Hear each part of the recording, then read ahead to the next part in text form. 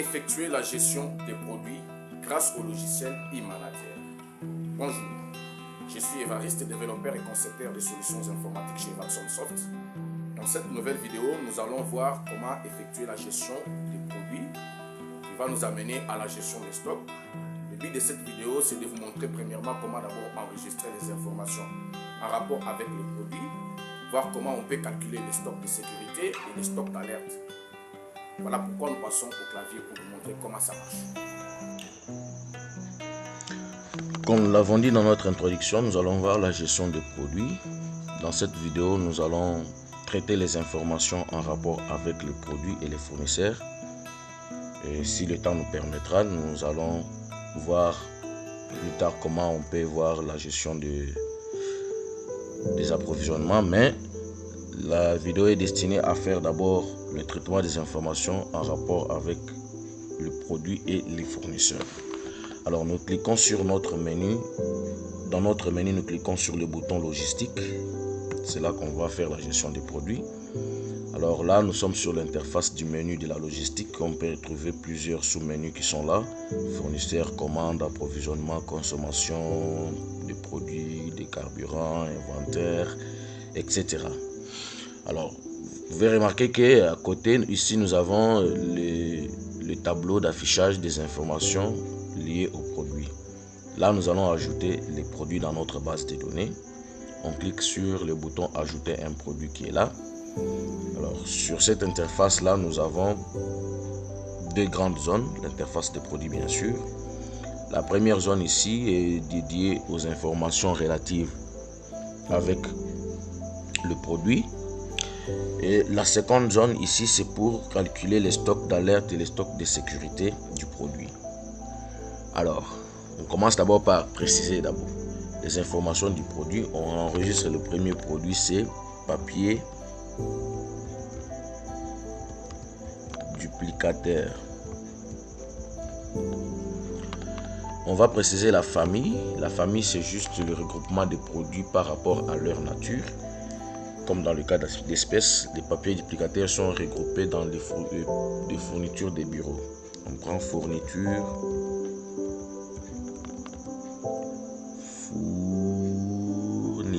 il y a R qui manque, fourniture des bureaux. Alors maintenant, nous allons préciser l'unité de mesure ou l'emballage. Donc l'unité de mesure ou l'emballage ici, c'est quelque chose qui nous permet de contenir le produit. Ça peut être un sac, ça peut être un carton, etc. Alors, pour le cas d'espèce du papier duplicateur, nous allons prendre RAM. Après, on va préciser les pièces qui constituent cette unité de mesure là. Donc, dans cette unité de mesure RAM que nous avons précisé, qu'est-ce qu'on retrouve dedans? On retrouve des pièces ou bien on retrouve quoi? On va retrouver papier, ce sont des papiers qu'on retrouve là-bas. Donc on va trouver dans l'unité de mesure ou emballage RAM, les papiers sont contenus dedans. Donc c'est le contenu de l'emballage. Et puis nous allons préciser le nombre de pièces par unité. Ça veut dire le nombre de ce qui est contenu dans l'emballage ou l'unité de mesure. On va prendre 5000 papiers. Ou bien 500 papiers. Après, on va préciser le stock de sécurité. Le stock de sécurité ici, nous avons deux possibilités de le préciser. On peut le préciser manuellement tout en utilisant la méthode d'estimation. Ça veut dire qu'on peut estimer pour dire par rapport à l'utilisation et la consommation de ces produits ici, nous allons préciser le stock de sécurité qui doit être par exemple de 5 RAM. Ça veut dire lorsque on commence à faire la consommation du produit et qu'on atteint 5 RAM, le logiciel doit avoir la possibilité de pouvoir nous donner le message d'alerte pour nous dire voilà, attention, vous avez déjà atteint les stocks de sécurité. La même chose aussi pour les stocks d'alerte. Ça, c'est la première façon de faire. La deuxième façon de faire, c'est d'utiliser les formules scientifiques, entre autres la méthode des bons pères de famille que nous avons opté pour notre logiciel. Cette méthode ici consiste à préciser la quantité de tous les produits qui ont été commandés pour chaque mois concernant l'année précédente. Donc pour chaque mois, on précise la quantité du produit commandé. Alors on va aller au niveau du tableau de consommation de produits qui est là. Au niveau de la colonne de quantité, c'est là qu'on va commencer à préciser pour chaque mois la quantité qui a été commandée. On clique dedans. Là, on précise pour le mois de janvier. On prend par exemple, on a consommé 35 grammes. Pour le mois de février, on a consommé 30 grammes. Le mois de mars, 35 encore. Le mois d'avril, on est allé jusqu'à 40. Le mois de mai, on a consommé 30. Juin, c'est 25. 25 encore. 30. 35. Octobre, c'est 25.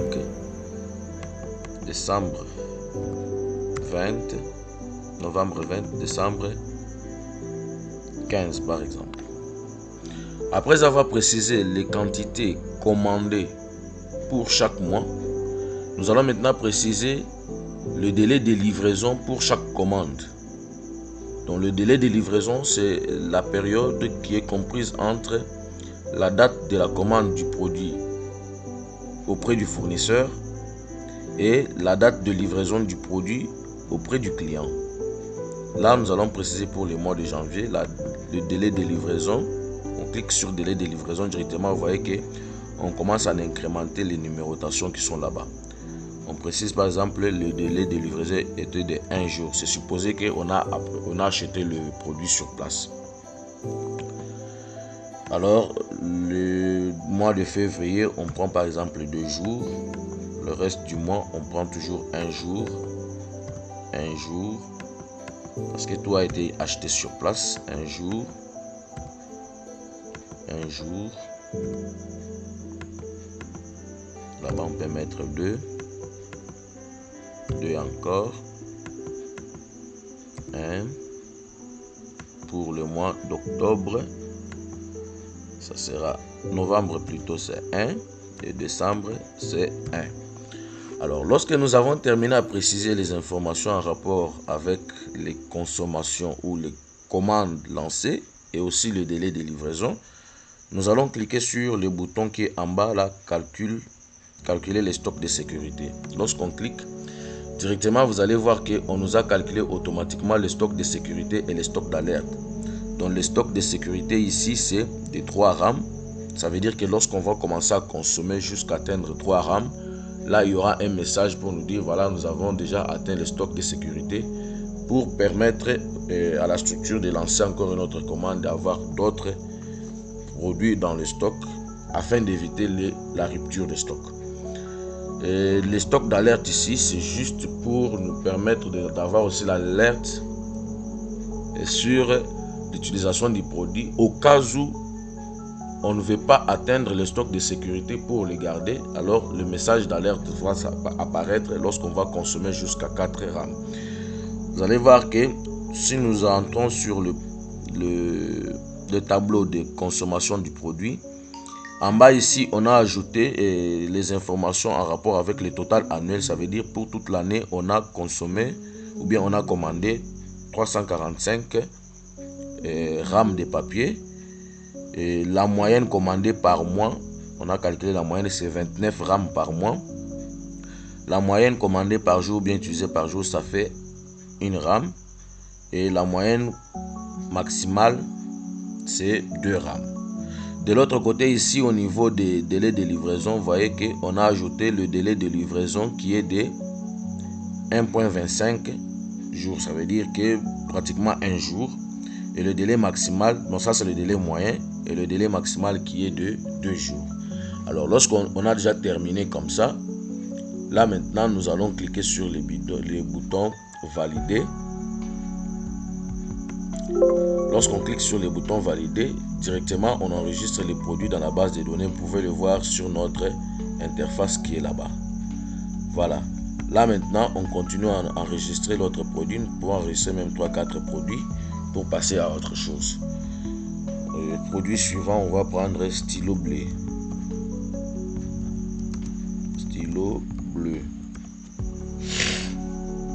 La famille, c'est toujours fourniture des bureaux. L'unité de mesure ou emballage des stylos, c'est la boîte. Les stylos se vendent en boîte.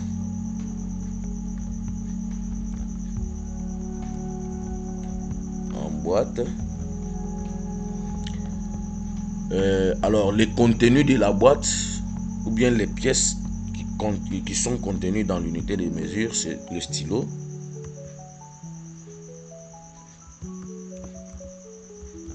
Donc, une pièce de stylo. Au lieu d'écrire stylo, on peut prendre par exemple pièce, c'est mieux. Pièce. Ça, c'est le contenu d'une boîte. Et puis, on va préciser le nombre de pièces par boîte. On peut prendre 24 stylos. Ça veut dire une boîte de stylos peut avoir 24 stylos dedans.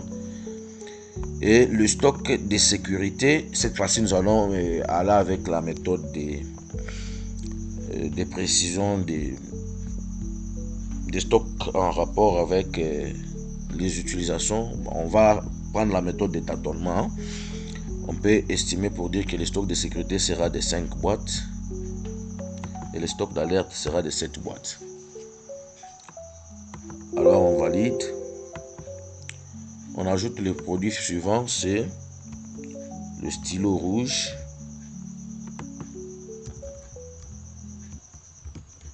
Stylo rouge. La famille, c'est toujours fourniture. Unité de mesure ou bien emballage, c'est toujours boîte. Les pièces qui sont contenues dans la boîte, l'unité, on va toujours prendre pièces.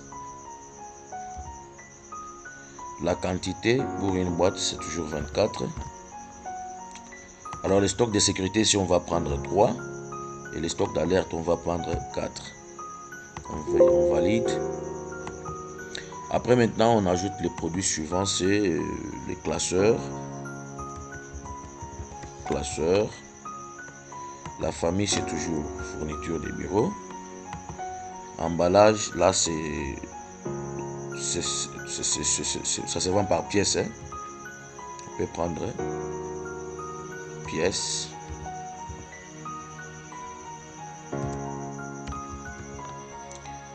Au niveau de l'unité du contenu, c'est toujours pièce. Le nombre, c'est une pièce. C'est le nombre unitaire. Et le stock de sécurité, on peut prendre par exemple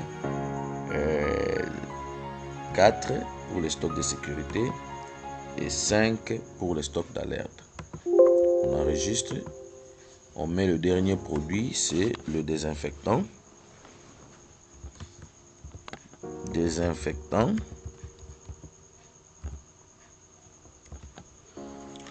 La famille, c'est toujours fourniture des bureaux. Unité de mesure emballage, on peut prendre carton. Les contenus du carton, ce sont des pièces. Le nombre de pièces par carton, on peut prendre par exemple 12. Les stocks de sécurité, on précise 5. Et les stocks d'alerte, on précise 7. On valide. Voilà, nous avons terminé avec l'encodage des informations qui concernent le produit. Et puis maintenant, nous allons passer à l'encodage des informations en rapport avec les fournisseurs. Et c'est avec cet encodage que nous allons arrêter cette vidéo pour voir prochainement comment passer les commandes. Là, nous cliquons sur le bouton fournisseur qui est là sur notre menu. et ça nous ramène sur l'interface des fournisseurs. Ok, là on clique sur le bouton ajouter un fournisseur pour nous permettre d'ajouter des fournisseurs. Ici nous avons deux zones.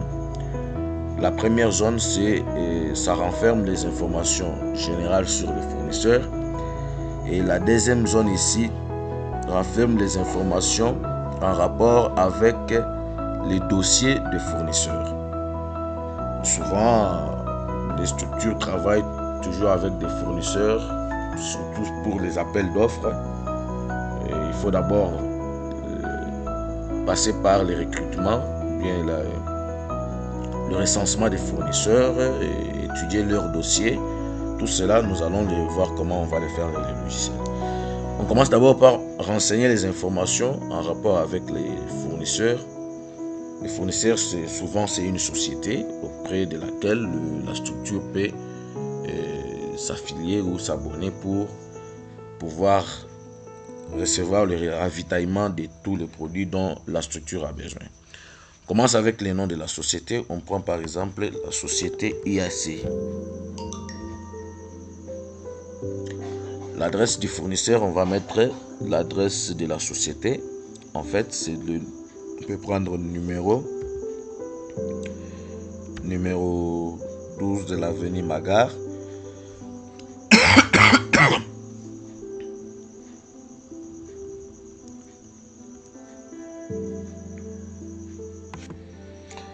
Après, vous avez précisé l'adresse. On va maintenant préciser le numéro de téléphone. Je vais prendre quelque chose là.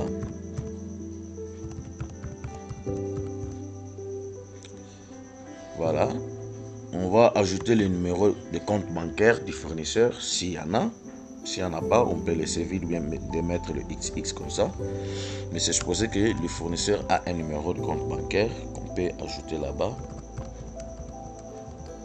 On peut mettre quelque chose comme ça. Voilà.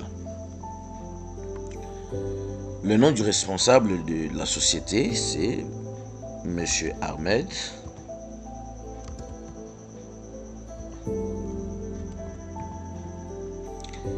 La réputation du fournisseur,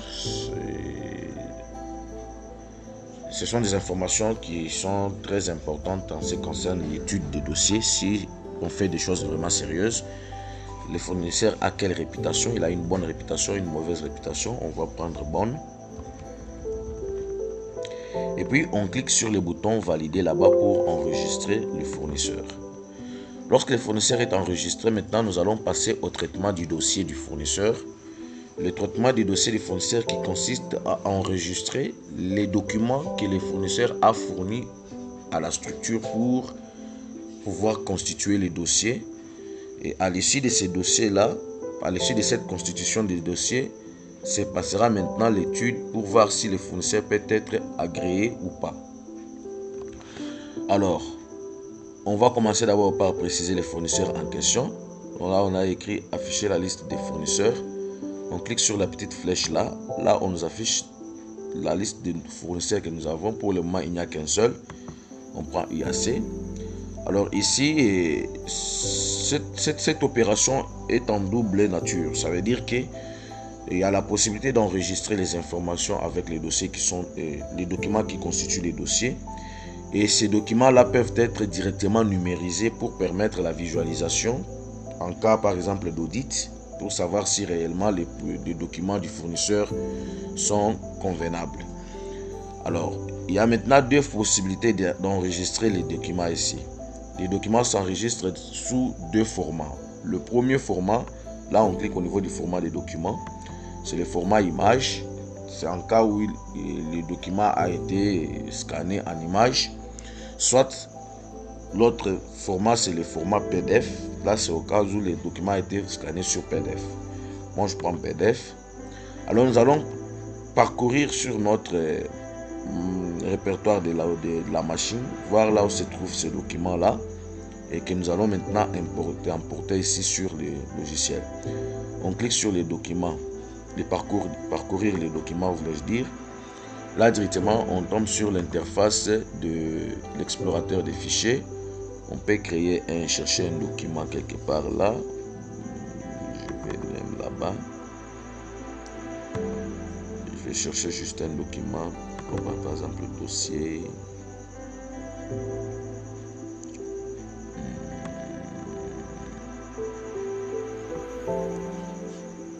Chercher un document, voilà, document du logiciel. Voilà, je prends le cahier des charges fonctionnelles qui est là.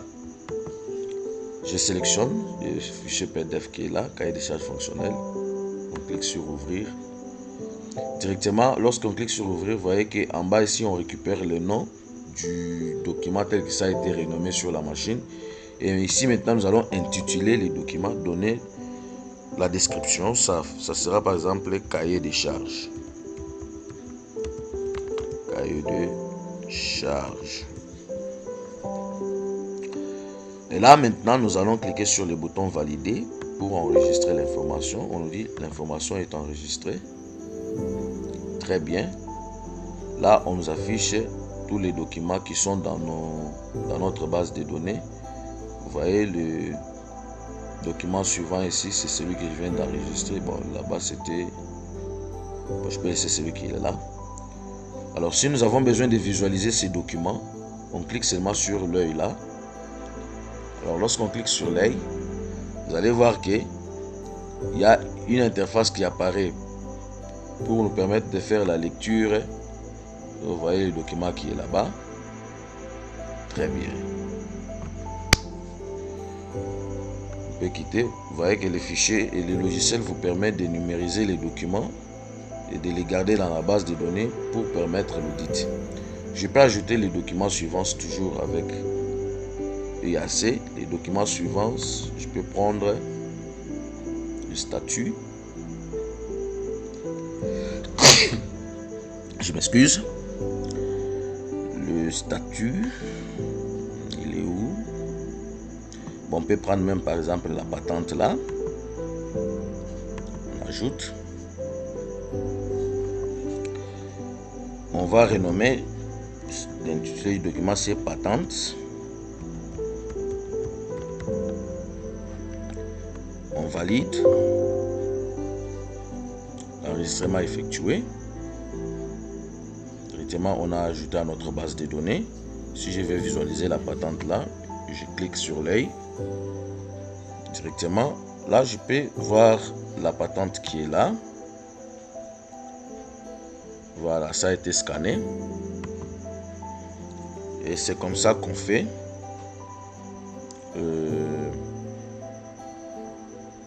Je pense que ces informations-là suffisent pour les fournisseurs que nous avons là. Voilà. Je pense que nous pouvons arrêter par là avec cette vidéo. Vous avez vu comment nous avons enregistré les informations en rapport avec le client et qu'est-ce que j'ai dit, les produits et aussi les fournisseurs. Nous vous disons merci d'avoir suivi cette vidéo et nous vous promettons à très bientôt pour des prochaines vidéos. Si vous l'avez aimé, n'oubliez pas de la partager et surtout si vous avez besoin du logiciel e-manager, nous vous laissons dans la description de cette vidéo le lien qui va vous rediriger vers une page de téléchargement de la version gratuite de 45 jours du logiciel pour passer à la version payante. Merci et à très bientôt.